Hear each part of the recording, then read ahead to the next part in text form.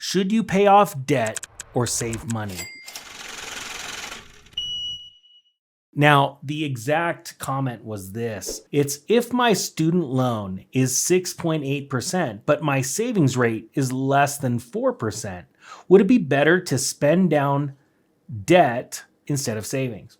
Well, the answer might surprise you. First off, I think the most important thing that everyone should have in around the world is a savings account, money that they can get a hold of in case of emergency or an opportunity. Most people don't look at savings accounts like that. Let's use this person's example. They said, look, and they're thinking smart. They're like, hey, the interest rate on this debt is higher than the interest rate that I would get by leaving my money in a savings account. But here's the problem. If that person does not have a savings account with an amount that's, let's say, enough to repair a very serious repair on a car, how's that person going to get to work? Or if all of a sudden a medical expense comes up that is out of the blue and you need to be able to pay your deductible for your insurance policy, where are you going to get that money?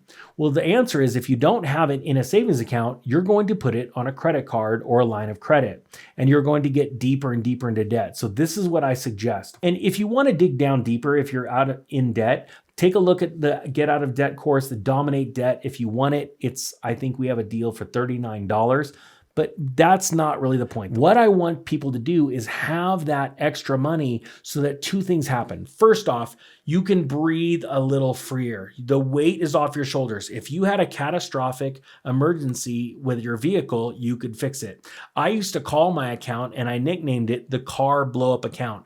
And one bank account, a savings account, had $5,000 in there. And I figured at $5,000 when I first started saving for this in 1999, the $5,000 would be about the cost of an engine replacement or a transmission replacement.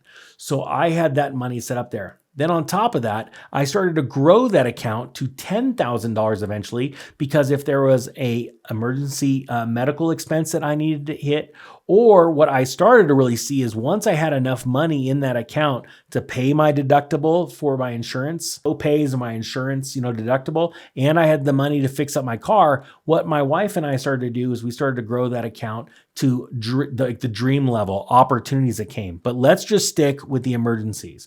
What I want people to do is to have an emergency account, at least of $1,000 before you start tackling debt, because the last thing we want to see is you progress into paying off your debt and you're moving up that staircase only to find a big event hits you and all of a sudden you have to regress and put money on your credit card and be going down a notch. So if you start with $1,000, I think that's a great start, and then start tacking those high interest rate debts. The case of this subscriber, if that debt is your highest rate, you're doing great at 6.8%. But a lot of people have really high ones, credit card debt, some vehicles that are really high as well. And what I want you to do is attack those first, because every time you pay $1 down on, let's say, a debt that's charging you 10% or 13% interest, that's like putting 10% or 13% in your pocket every time you put $1 down on your debt, all right? But again, first, it's so important to have a savings account.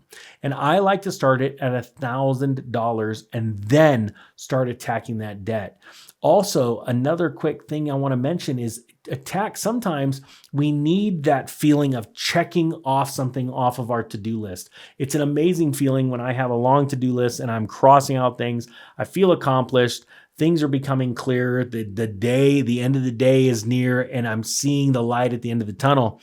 So if you have some debts that are small balances that you could attack right away and get down to nothing, then you have that minimum payment that you used to be paying on it that you can push down on another debt. I hope this answers your question. Please continue to comment down below and ask your questions, because I want to use your questions as inspiration for future videos to watch this channel grow. Again, if you want to take a look at the Dominate Debt course, how to get out of debt forever, it's down below, and I hope you have a great day. So let's take this video and put her to bed.